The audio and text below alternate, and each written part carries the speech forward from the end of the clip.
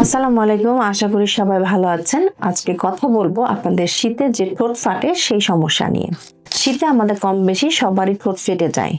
এর প্রধান কারণ হচ্ছে আমাদের ঠোঁটে কোনো ধরনের যে লিপিড লেয়ার থাকে সেটা থাকে না, বা আমাদের ত্বকের নিচে যে একটা চর্বির স্তর আছে সেটা কিন্তু ঠোঁটে থাকে না। তো সেই জন্য আমাদের ঠোঁটটা থাকে অনেক ড্রাই এবং ডাল। এখন আসেন আমরা এই ডাল ঠোঁটটাকে কিভাবে একটু নারিশ করতে পারি শীতকালে, বা একটু সতেজ রাখতে পারি।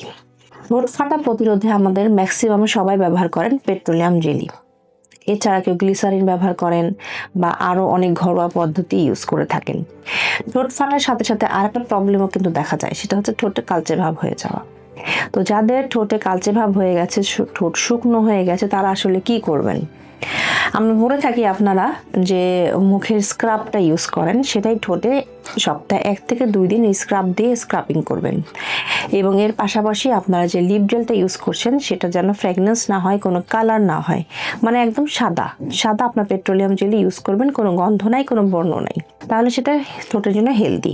এছাড়া যাদের ঠোঁটটা কালচে হয়ে যাচ্ছে তারা অবশ্যই সানস্ক্রিন ব্যবহার করবেন। এখন লিপ বামের মতো অনেক ধরনের সানস্ক্রিন বাজারে এসেছে, যেটা হচ্ছে মেডিকেটেড।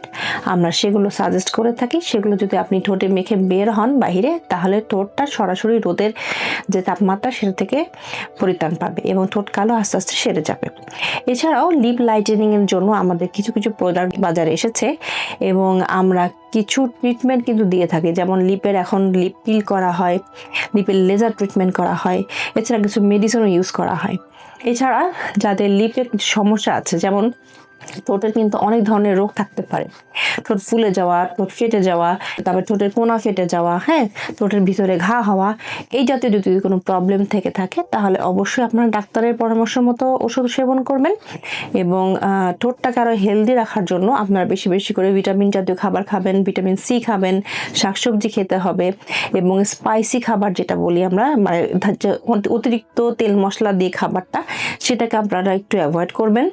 তাহলে দেখবেন যে আপনার হেলথটাও ভালো থাকবে, পাশাপাশি যে বাইরের আমাদের স্কিনটা, ঠোঁট সহ চামড়া সবকিছুই ভালো থাকবে। তো আশা করি বুঝতে পেরেছেন। ধন্যবাদ সবাইকে।